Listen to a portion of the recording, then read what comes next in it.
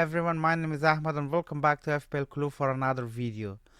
In today's video we will be doing a team selection for Game Week 1 as the Game Week 1 deadline is approaching soon. It's in less than 2 days.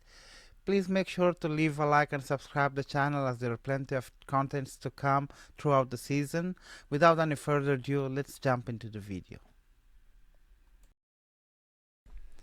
To start off with my defense, it's still pretty much the same players as I had in my previous drafts. In goal I still have Onana, that I'm 95% confident that he will be in my team going into the Game Week 1 deadline. The only 5% is that I'm actually thinking to downgrade him to a 4.5 million goalkeeper because I don't have anything left in the bank. So that's the only reason that I might downgrade, but as things stands, he is in my draft and probably he will be in my team going into the Game Week 1 deadline.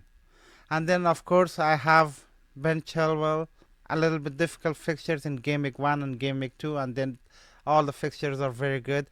And if he is fit and if he is available, then of course he's gonna be in this draft and he's going nowhere.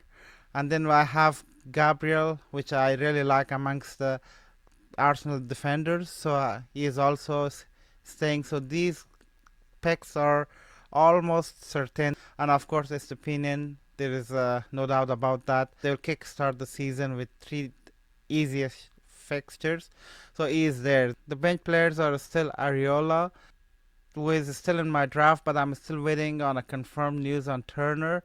If he is joining Forest, then he will be my 4 million goalkeeper.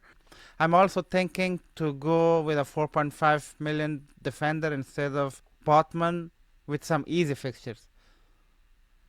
And Kaburi came into this draft instead of Bell. And of course Mubama is also my 4.5 million forward. Moving on to the midfield, there are a couple changes in this draft. Mbeumo, Fernandes and Bukayo Saka are still here from my previous draft. Mbeumo is of course a doubt, but if we get a certain news confirming that he will miss Game Week 1 or couple game weeks, then the next option in line would be Eze of Crystal Palace. But if he's fit, then I really like this pick. Penalties, guaranteed minutes, and some attacking potential from Mbeumo. And it's the same with Saka and Fernandes. Both have guaranteed minutes on penalties and have some attacking potential.